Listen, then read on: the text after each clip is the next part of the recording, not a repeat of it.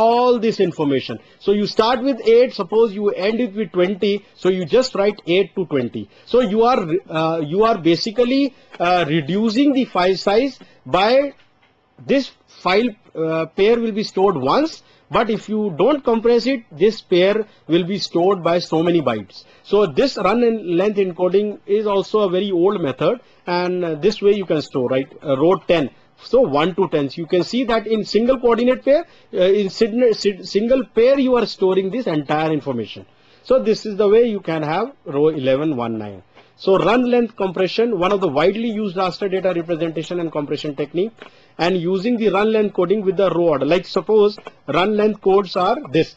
So I have got so many pairs, 1, 2, 3, 4, 5, 6, 7, 8, 9, 10, 11, 12, 13. So these are the 13 pairs. I have stored 8 by 8 image. 8 by 8 means 64 bytes. 64 bytes is the size of an image if I don't compress it. But if I use run length encoding, I have got 13 pairs. 13 into 2 means 26 bytes. So you can see that 2.5 times I have reduced the size of a image by using a run length encoding.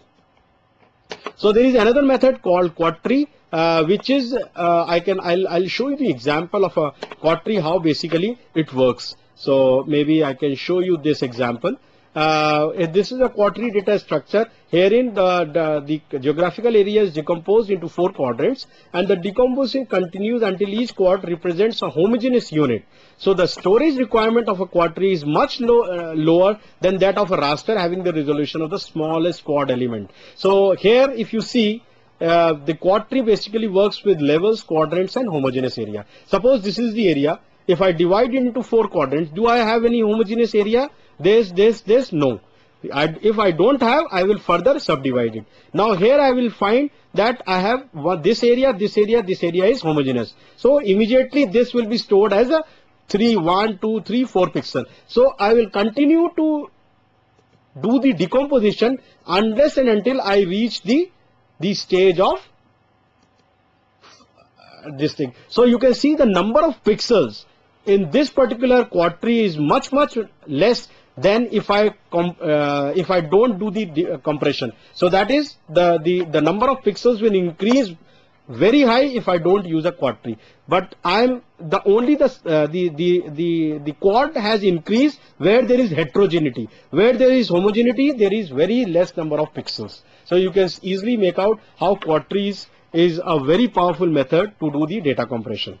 Now comes the raster ordering. Ordering means a scan order, how you can read your data. So raster is a 2-dimensional. 2D ordering is developed to create a 1D representation of the 2D raster in order to improve the efficiency of raster access. So you can have a row order big jumps, or you can have no jumps. So there are various ways to read the data, a raster data. You can start with this. So there are various type of piano order or Morton order or Z order. There are various ways to read a particular raster data.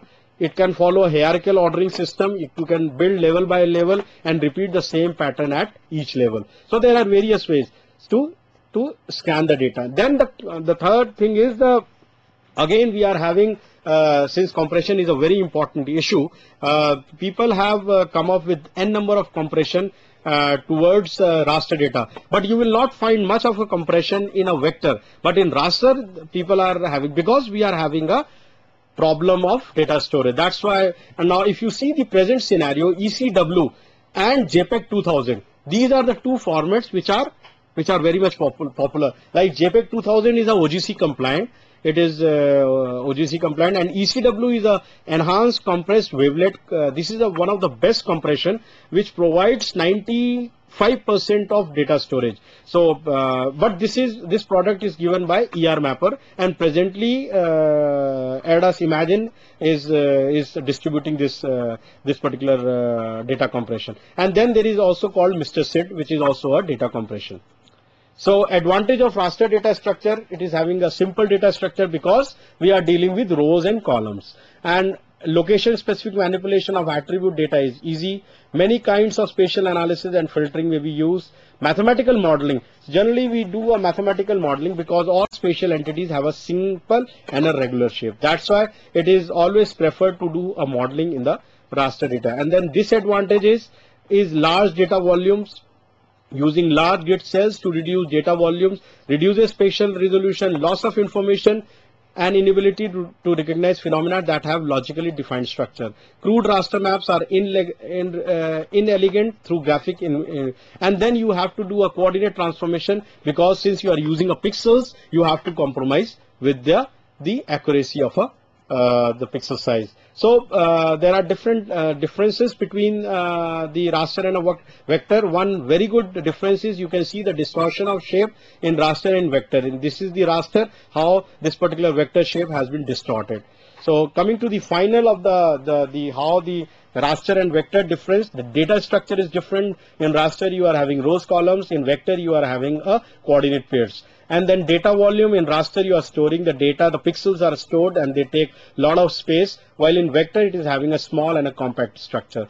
Graphical representation, raster is not very much elegant to show, but vector always, the output of a vector is always good and appealing to a user. And overlay analysis, easy to do in raster, difficult to do because you are having a coordinate pairs wherein you have to do all those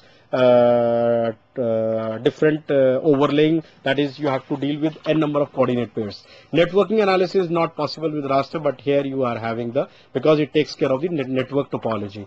Geometric accuracy is low because you are dependent on the pixel size of because you cannot break the pixel, that's why you are only limited to the pixel size of the raster accuracy. But here you can have a good accuracy. Continuous phenomena means average, and vector is always discrete, so you cannot depict a continuous phenomena, but in raster to some extent you can reach to a particular good this thing.